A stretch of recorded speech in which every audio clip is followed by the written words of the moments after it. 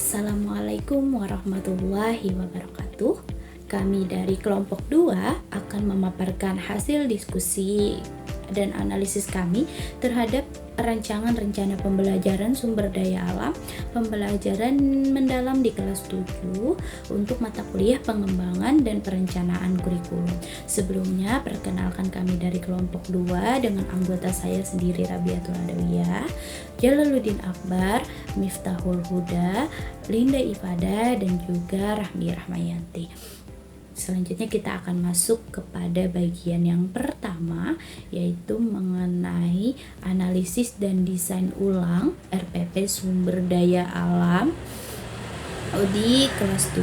Nah, presentasi ini akan membahas mengenai hasil analisis dan juga perencanaan ulang RPP materi sumber daya alam untuk SMP kelas 7 menggunakan pendekatan understanding by design atau yang kita kenal dengan UBD yang bertujuan untuk menghasilkan pembelajaran yang lebih bermakna, kemudian pembelajaran yang juga berpusat pada peserta didik serta mendorong pemahaman mendalam melalui perencanaan pembelajaran yang disusun secara sistematis dan berorientasi pada hasil belajar siswa.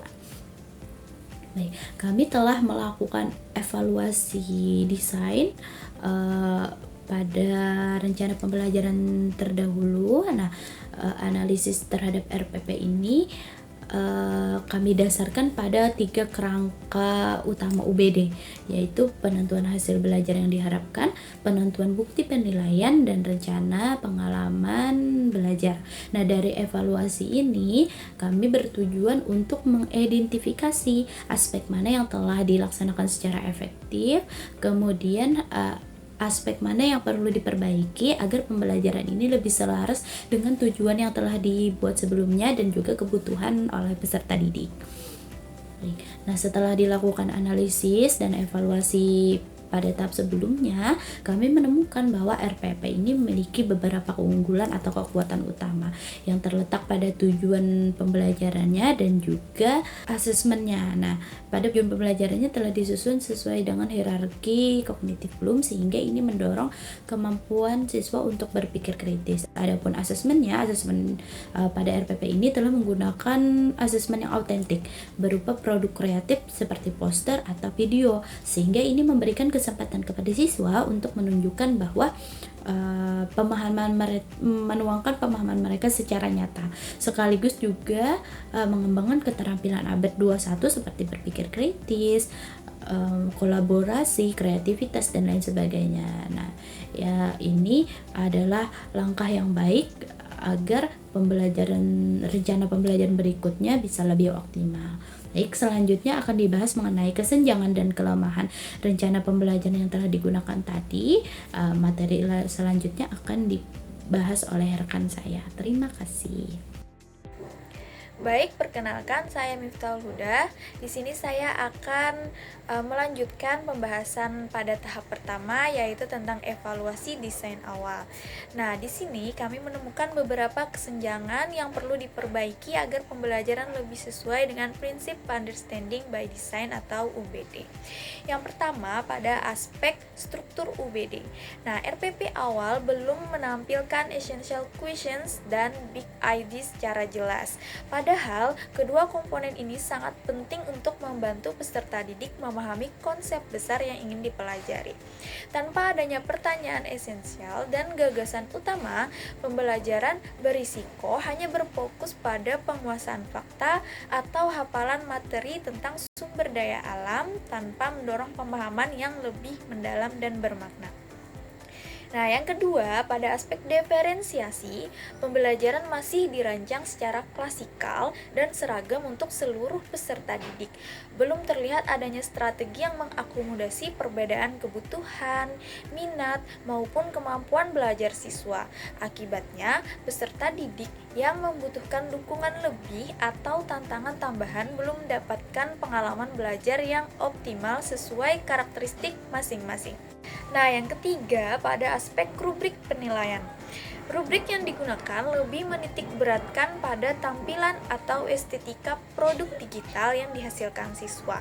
Sementara itu, aspek yang lebih penting yaitu kualitas pemahaman konsep, kemampuan berpikir kritis, dan kedalaman solusi terhadap permasalahan sumber daya alam itu belum menjadi fokus utama dalam penilaian. Hal ini dapat menyebabkan hasil asesmen kurang menggambarkan pencapaian kompetensi yang sebenarnya.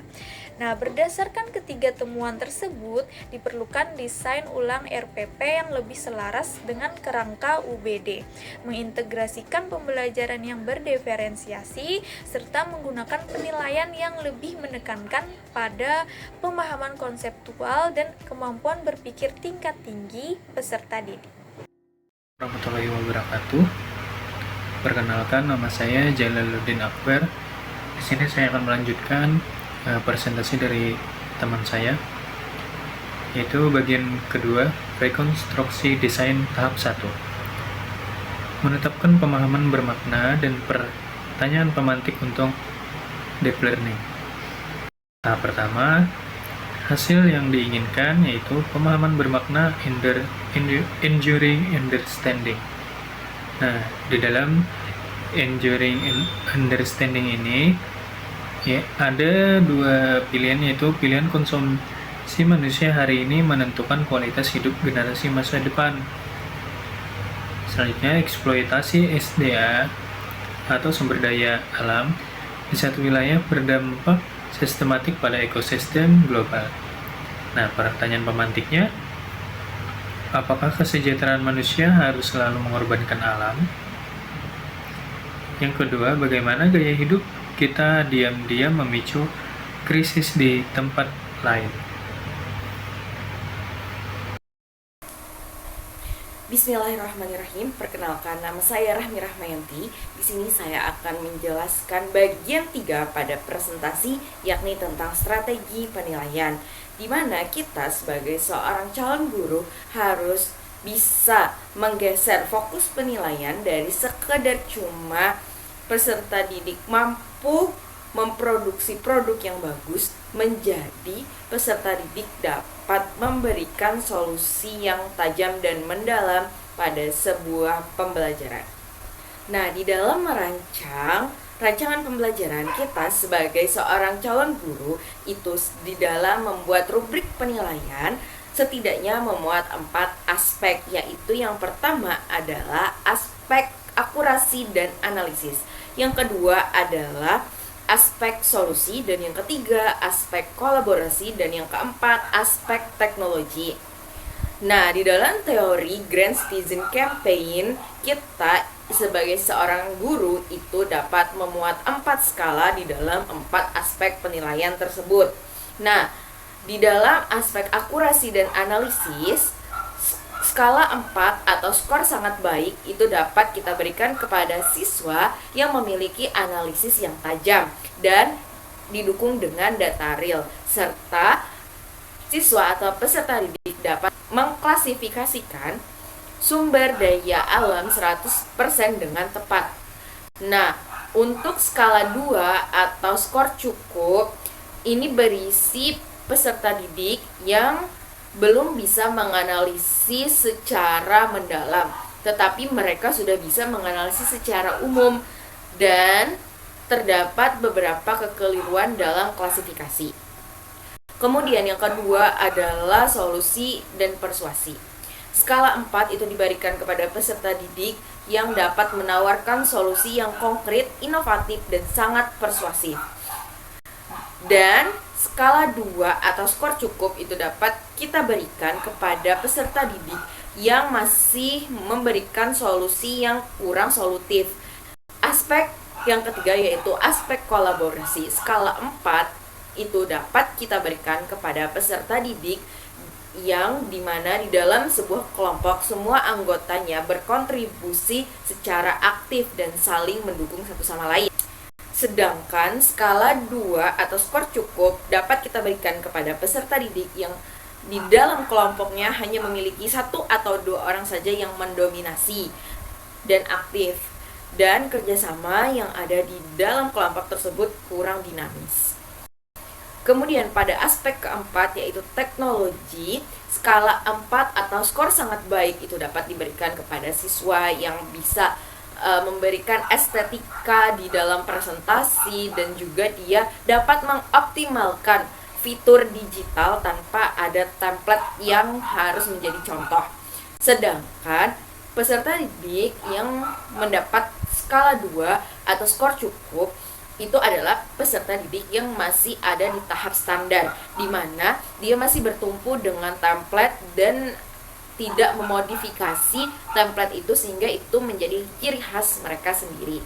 Nah, mungkin itu yang dapat saya sampaikan terkait strategi penilaian yang dapat kita lakukan sebagai seorang guru untuk menilai peserta didik sehingga kita menggeser pemahaman penilaian kita dari produk yang bagus menjadi analisis yang lebih tajam dan mendalam. Selanjutnya di sini saya akan menjelaskan pada bagian rencana belajar pada tahap 3, yaitu bagaimana kegiatan pembelajaran dengan mengintegrasikan proyek Based Learning atau PJBL dengan kerangka Wirito agar peserta didik terlibat aktif dalam proses pembelajaran di kelas. Pertama pada slide ini yaitu penerapan Wirito atau H, yaitu peserta didik diajak untuk menonton video pembelajaran tentang menampilkan kontras antara keindahan alam dan kerusakan lingkungan akibat dari pertambangan liar. Kegiatan ini bertujuan untuk membangun rasa ingin tahu siswa serta bagaimana kepeduliannya sehingga memunculkan pertanyaan-pertanyaan yang kritis dari peserta didik tadi. Selanjutnya adalah pada tahap E atau equip, peserta didik dieksplorasi secara mandiri menggunakan data lingkungan yang ada di sekolah maupun di lingkungan sekitar. Melalui kegiatan ini, mereka memperoleh pengetahuan serta keterampilan yang diperlukan untuk menyelesaikan proyek. Selanjutnya pada tahap tolerate atau T, pembelajaran dirancang secara berdiferensiasi sesuai dengan tingkat kesiapan dari peserta didik. Peserta didik dikelompokkan menjadi kelompok asistensi, mandiri, dan akselerasi, sehingga setiap peserta didik mendapatkan pengalaman belajar yang bermakna sesuai dengan tingkat kesiapan belajarnya. Kemudian pada tahap evaluated atau E, peserta didik mempresentasikan hasil karya digitalnya dan mendapatkan umpan balik baik itu dari teman-temannya maupun guru, sehingga proses ini membantu peserta didik melakukan refleksi atau perbaikan dari hasil karya digital yang dirancangnya bersama teman-temannya. Selanjutnya pada aspek diferensiasi dalam pembelajaran mendalam, diferensi ini dilakukan ada tahap proses maupun produk dalam pembelajaran. Pada diferensiasi proses, peserta didik dikelompokkan berdasarkan tingkat kesiapan belajarnya atau readiness. Kelompok akselerasi diberikan tantangan untuk